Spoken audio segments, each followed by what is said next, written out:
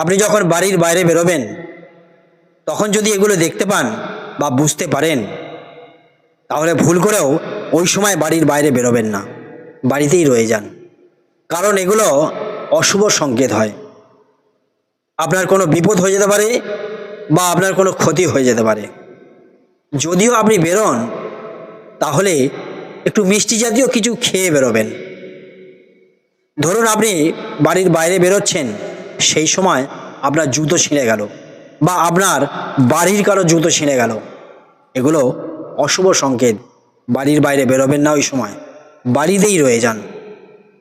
ধরুন আপনি বাড়ির বাইরে বেরোচ্ছেন, সেই সময় মরা জীব দেখতে পেলেন, মরা জীব অশুভ সংকেত হয়, বেরোবেন না, ওই সময় বাড়িতেই রয়ে যান। ধরুন আপনি বাড়ির বাইরে বেরোচ্ছেন, সেই সময় কেউ হাঁচি দিল, এগুলো মহা অশুভ সংকেত, বেরোবেন না, বাড়িতেই রয়ে যান।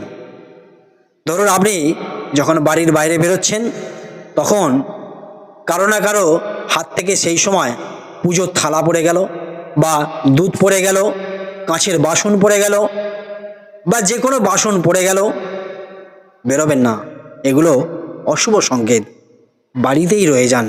আর যদি এগুলো না মানেন, তাহলে কিন্তু আপনাকে বিপদের মুখোমুখি হতে হবে।